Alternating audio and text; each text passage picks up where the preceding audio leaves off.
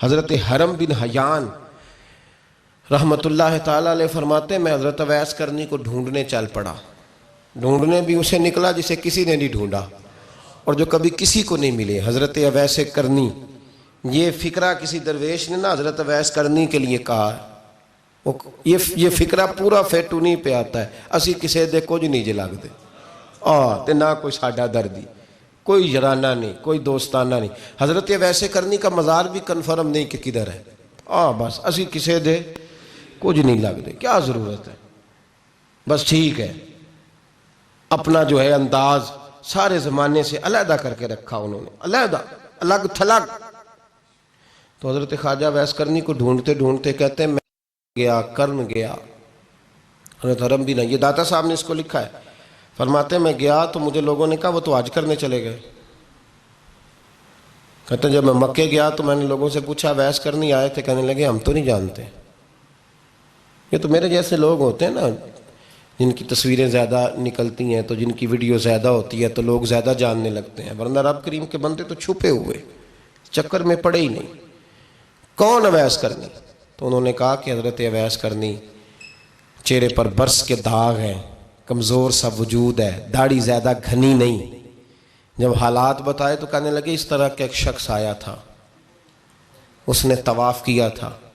پہلے بھی دنیا کرتی ہے پر جب اس نے کیا ہے نا تو اس کے طواف نے وہ خود بھی رویا ہے اور بھی بڑے روئے ہیں. وہ جب حجر اسود پہ آیا ہے تو رنگ بدلتا دیکھا ہے. کہا وہ کدھر گئے؟ کہنے لگے پورا نہیں پتا، اتنا ضرور خبر ہے کہ ان کے انداز بتاتے تھے کہ اب مدینے جائیں گے. جناب حرم بن حیان کہتے ہیں پھر میں مدینے گیا، میں نے خواجہ اویس کو ڈھونڈا. میں نے کہا یار میں نے حضرت خواجہ اویس کرنی کو ملنا ہے، کسی نے بتایا ہے کہ وہ مدینہ شریف آئے. تو لوگ کہنے لگے ہم نہیں جانتے وہ کون ہے. لیکن نا دنیا جان گئی، دنیا میں بڑا کچھ ہو گیا، بائی نیم لوگ جاننے لگے، ہوٹلوں پہ پہچاننے لگے، سڑکوں پہ پہچاننے لگے. لیکن بات تو یہ ہے کہ جن کو پہچاننا چاہیے اگر وہ پہچان لیں پھر تو بڑی بات ہے، پھر تو بڑی بات ہے. لیکن اگر وہاں ہی پہچان نہ ہو سکے تو پھر تو معاملہ بڑا الگ سا ہے نا. عزیز بھائی، حضرت خواجہ اویس کرنی کے بارے میں پوچھا تو مدینہ شریف کے زائرین اور وہاں کے مقامی لوگ بھی کہنے لگے کوئی نہیں پتا، ہم نہیں جانتے، ملے ہی نہیں. تو کہا باریک سا وجود ہے، پرانا سا لباس ہے، برس کے داغ ہے، چہرے پہ داڑھی زیادہ گھنی نہیں، کسی کو پاس نہیں بٹھاتے. اور پھر ایک جملہ اور کہا سنا ہے روتے ہیں تو بڑے درد سے روتے ہیں، سنا ہے بھیگی رہتی ہیں پلکیں، سنا ہے ان کی پلکیں بھیگی رہتی ہیں. میں 2-4 دن پہلے کسی سے سن رہا تھا شعر، اس نے کہا تھا ایک واری میری آنکھیاں تو انہوں نے اتھرو پونجے سن ہن چسکا پہ گیا رونے دا ہر ویلے یا ہوزاری ہے. تو کہتے ہیں کہ وہ اس طرح کی اس کی کیفیت ہے. کہتے ہیں میں نے کہا یار وہی تو اویس کرنی تھے، کدھر گئے؟ کہنے لگے کوئی خبر نہیں. جب وہ آئے ہیں تو ان کے آنے کا انداز ہی نرالا تھا، سسکیاں اور آہیں نکل گئیں اس شخص کی جب وہ مدینے آیا.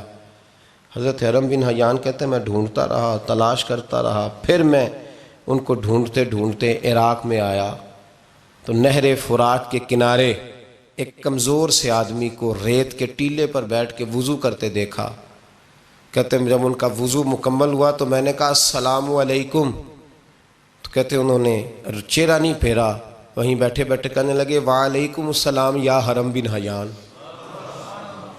یا حرم بن حیان وعلیکم السلام. تو کہتے ہیں میں نے کہا کہ من انت، آپ کون ہے؟ تو کہنے لگے وہی ہوں جسے تم مکے اور مدینے ڈھونڈتا رہا. تو کہتے ہیں میں نے کہا حضور آپ میرا نام کیسے جانتے ہیں؟ بڑا خوبصورت جملہ ہے، اللہ کرے آپ کو یہ یاد رہ جائے. سبق کبھی نہ بھولنا، یہ سبق کبھی نہ بھولنا. بابا صاحب کے مزار پہ گئے تو خالی آ گئے، داتا صاحب گئے تو خالی، ایسے ہی چلے گئے. ہم فارغ لوگ تھے، کوئی کام نہیں تھا کہ بابا فرید کی گلیوں میں گھومتے رہے. ہم فارغ تھے کہ 2 بجے حضرت سلطان باہو رحمت اللہ علیہ کی جالیوں کے سامنے کھڑے رہے. ہم کو پتھر چاٹنے والے لوگ تھے کہ آدھی آدھی رات بیت گئی اور ہم بزرگان کرما والا شریف کھڑے رہے. یہ کیسے ہو گیا کہ محدث اعظم کے مزار پہ کھڑے رہے؟ ایسے ہی کوئی بات تھی؟ حضرت اویس کرنی بول کر فرمانے لگے، کہنے لگے کیا کہا تو نے کہ میں تجھے کیسے جانتا ہوں؟ فرمانے لگے تو مجھ سے پیار کرتا ہے، عارف تو روحی من روحی کا، میری روح تیری روح کی جاننے والی ہے. یہ روحوں کا رشتہ ہے، یہ خطا نہیں جایا کرتا۔ عرفت روحی من روحی کا، میری روح تیری روح کو جانتی ہے۔ یہ کیسے ہو گیا؟ کوئی ایسے لوگ تھے تو اتنی جگہ مجھے تلاش کر آیا اور میں تجھے جانوں نہ؟ یہ کیسے ہو سکتا ہے؟ یہ کیسے ممکن ہے؟ تو ڈھونڈتا رہا گلی گلی اور میں کہوں کہ میں تجھے جانتا نہیں، فرمایا حرم بھی نہ یار میں، ہاں میں دعا کرتا ہوں اللہ کی بارگاہ میں کہ رب کریم مجھے اور تجھے جنت میں اکٹھا کر دے۔ کہتے ہیں جب انہوں نے یہ دعا کی تو وہ چل پڑے۔ میں نے کہا حضور کہاں جا رہے ہیں؟ فرمانے لگے میرا پیچھا نہ کرنا، میں کسی اور منزل کا مسافر ہوں، اور جس رستے میں چل رہا ہوں نا ان منزلوں پہ ساتھ نہیں کسی کو لیا جاتا، یہ میری اپنی ذاتی منزل ہے، اس میں پاؤں پہ چھالے ذرا سخت ہوتے ہیں، ہر آدمی کا کام نہیں یہاں چلنا، تو مجھے تنہا رہنے دے اور مجھے اپنی مرضی سے چلنے دے۔ کہتے میں نے منت کی تو کہنے لگے بس تو نے جد و جہد بڑی کی تھی تو تیرے ساتھ ملاقات کر لی، تجھے پہچان لیا، تیرے ساتھ بات کر لی، ورنہ میں کہہ چکا ہوں اسی کسے دے کچھ نہیں لگ دے۔ اسی لیے میں نے حضرت غالباً امام شورانی رحمۃ اللہ علیہ کے حوالے سے پڑھا ہے کہ قیامت کے دن جب حضرت ویسے کرنی جنت میں جائیں گے تو ممکن ہے اس وقت بھی لوگوں کو دیدار نہ کرایا جائے، بلکہ امام شورانی کہتے ہیں اللہ 70,000 فرشتے ان کی شکل کے پیدا فرمائے گا اور ان کے جھرمٹ کے اندر چھپا کے انہیں جنت میں داخل کرے گا۔ ملاقات کس سے ہوگی؟ صرف انہی سے ہوگی جن کے لیے انہوں نے زندگی گزار دی، یا خدا سے ملیں گے یا مصطفیٰ کریم سے ملیں گے۔ یہ بھی لوگ تو محبت کریں، صالحین کا پیار، نیک لوگوں کی محبت، صالحین کی محبت رستہ آسان کرتی۔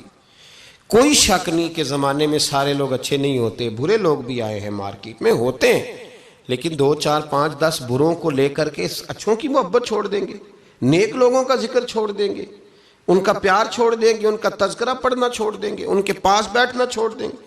گزشتہ دور میں جو بادشاہ بھی نیک ہوئے نا وہ بھی صالحین کی محبت کی وجہ سے نیک ہوئے۔ اورنگزیب عالمگیر اگر کچھ بہتر ہوئے تو اس لیے کہ ملا جیون نیک آدمی سے محبت کرتے تھے۔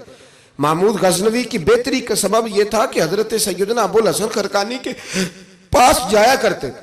صالحین کی محبت نے بادشاہوں کے رخ بدلے، بادشاہوں کے۔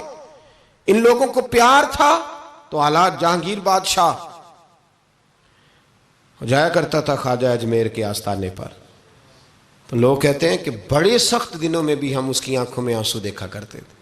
درد والی جگہ پہ جاتے تھے نا لوگ تو درد مند ہو جاتے، اس لیے صالحین کا پیار کبھی نہ چھوڑیں، کبھی نہ چھوڑیں۔ میرے بھائی کپڑوں پہ مٹی پڑ جائے نا تو کپڑے دھوئے جاتے ہیں، اتار کے پھینکے نہیں چاہتے۔ چیزیں غلط ہو جائیں تو گرد جھاڑی جاتی ہے، اس نظام کو چھوڑا۔ صالحین کا پیار کبھی نہ چھوڑنا، کبھی نہ چھوڑنا۔ رب کریم کے بندوں کی محبت اللہ تبارک و تعالیٰ کے قریب کرے گی آپ کو، اللہ کے بندوں کی محبت آپ کے اندر جلوے پیدا کرے۔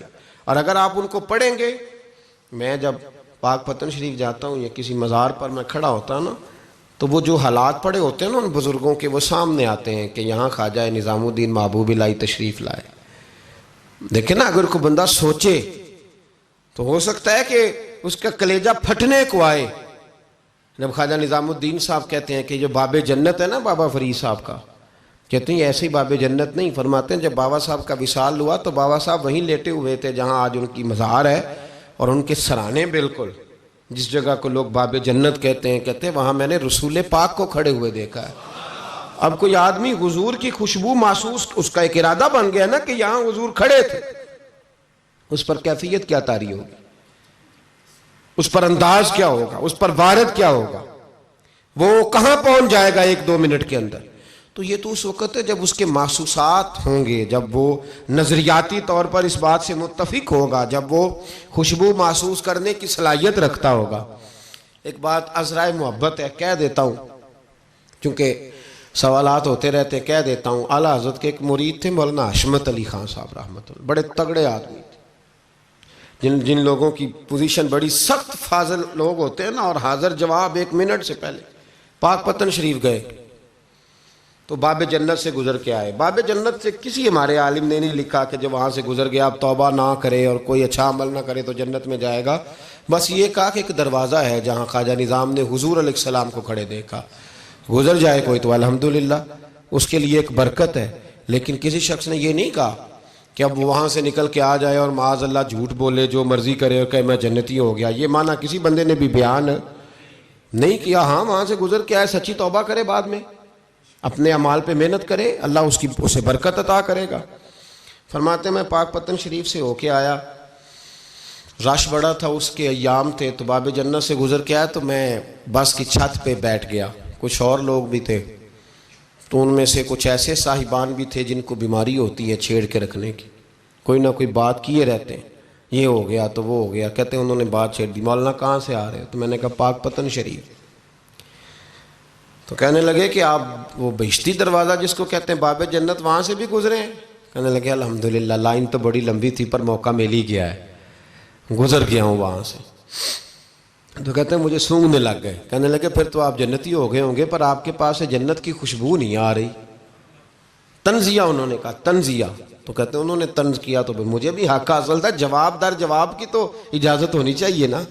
میں نے کہا مولانا کیوں، آپ کیوں سونگ رہے ہیں؟ کہنے لگے میں نے حدیث پاک میں پڑھا ہے کہ جنتی 500 سال بھی دور ہوگا تو اس کے پاس سے خوشبو آئے گی، یعنی 500 سال لگیں گے ابھی اس تک، تو پھر بھی جنت کی خوشبو آئے گی، تو آپ سے تو کوئی نہیں آ رہی۔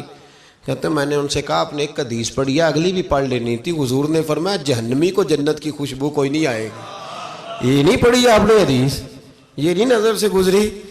تو کہتے ہیں اب وہ مولانا مجھ سے معذرت کرنے لگے، کہنے لگے یار آپ تو ناراض ہی ہو گئے۔ تو میں نے کہا بھی آپ نے کیوں چھیڑی بات؟ میں نے آپ سے کوئی ڈسکس کیا؟ آپ نے پوچھا کہاں سے، پھر آپ ہی نے کہہ دیا کہ وہاں سے گزرے کہ نہیں جنتی دروازے سے، اور پھر آپ نے ہی اعتراض کر دیا، تو پھر ہمیں اتنا تو حق حاصل ہے نا۔ ہم آپ بھی کرتے ہیں تو ہو جاتے ہیں بدنام، اور تم قتل بھی کر دو تو چرچا نہیں ہوتا، ہمیں بھی تو حق حاصل ہے نا، اتنا تو جواب در جواب ہم دے سکتے ہیں۔ تو بھائی اس لیے صالحین کی محبت کبھی نہ چھوڑیں، اللہ کے بندوں کا پیار کبھی نہ چھوڑیں۔ کسی بزرگ کا ذکر ہو، کسی صحابی کی بات ہو، اہل بیت حتیٰ کہ انبیاء کرام علیہ السلام، اللہ کے انبیاء کی محبت، ان کی تعظیم، ان کا اکرام اپنے دل میں بٹھائیں، اس کو جگہ دیں۔